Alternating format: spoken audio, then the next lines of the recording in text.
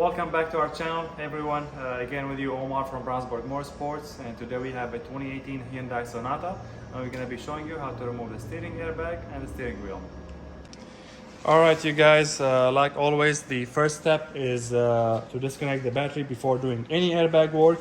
So I have my 10 millimeter, I pop the hood and the driver's side over here. We have our battery, our positive right there, our negative right here. I went ahead and I loosened the nut on the negative terminal, and now I'm just gonna go ahead and grab a towel and basically just remove this, put it inside the towel so it doesn't connect or anything, and that should be it. All right, as you can see, the airbag is deployed on this car, and the only tool we're going to be using is a flathead thin screwdriver, or you can use a torque screwdriver as well, preferably something thin. The thinner the better. Now with the steering airbag, it's attached from 3 points, and I believe we only have to take 2 of them, but we're about to find out, so let's get to it. All right, so the first thing to do, I'm gonna grab my flathead, and there is like a notch over there. I don't think I can get it for you guys in camera, but I'll show you once I get the steering airbag off. I'm just gonna push it, and it's released from this side. Now I'm gonna do the same thing on the other side, and just like that, our steering airbag from the top is released. Now there should be another one on the bottom, right there. There we go, and our steering airbag now came off. So if you want to come from this side now, I will show you. Okay. Perfect. Now, the notches that we just pushed was basically this one here from the bottom. This is what I'm talking about. I just pushed that one. And then on this side, I pushed that one. And on the other side, same thing. Each rod has the small spring with the kind of a push button. Basically you just push it with a flathead, or you can use, like I said, a torque screwdriver, and it will come off. Now the next step would be removing these connectors. Looking at the back of the airbag, we have these 2 pigtails here. Now I wish I could show you how to actually get these off, but unfortunately, because the airbag was deployed, these are melted, which happens on some cars or like some brands, I would say. So basically the idea is, if you look at it on this side, you're gonna find that notch over here, and there's another one on the other side. What I usually do is, you're gonna grab 2 picks, and you're gonna station each one of them on the notch, and you're gonna pull them both up at the same time. When you pull them both up at the same time, the connector will kind of come off. Now the camera can focus on this. This is a similar connector. It's not the same exact one. The design on it is different, but it's the same idea. It has this notch over here that, as you can see, it's kind of like you push it up, and on this side as well you push it up, and when you push these 2 up at the same time, it kind of release it from here.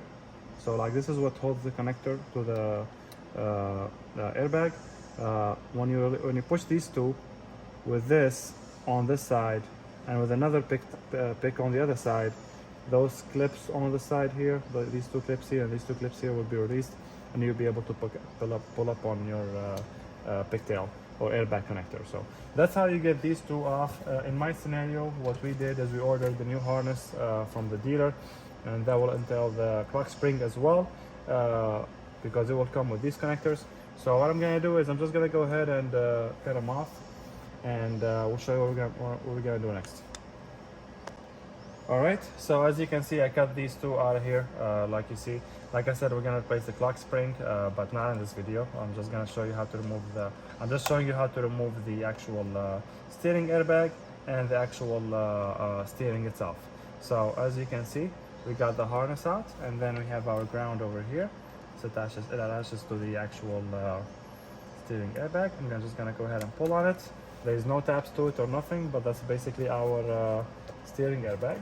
Now moving on to the actual steering. I don't know if the camera can see it or not, but we have this connector over here, this white connector over here. Basically what I'm going to do is, I'm going to push on that tab, preferably with a flathead or something thicker, so it doesn't, if it slips, it doesn't hurt you. I'm just going to push on that tab basically and get the connector out. This is the tab that I pushed on. Just push it in and pull it out, Now that we have our connector over here disconnected, we're gonna go ahead and remove our bolt that holds the steering wheel. And I'm gonna use my impact. All right, just like that. We got the bolt off.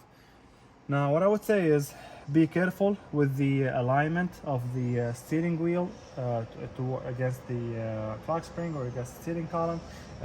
Sometimes they put a, what is it called? They put a notch or like an arrow. In this scenario, I don't know if you can see it, but our notch is right there. If you can look at it from this side, our notch is right there. It's kind of a square. There is that blue line as well on it. So what we do is we're gonna go ahead and remove it and just gonna run the harness through it, and that's about it. Make sure you don't move this if you're not replacing that, because that would actually mess up the clock spring itself. So to install it back, make sure you align your steering wheel.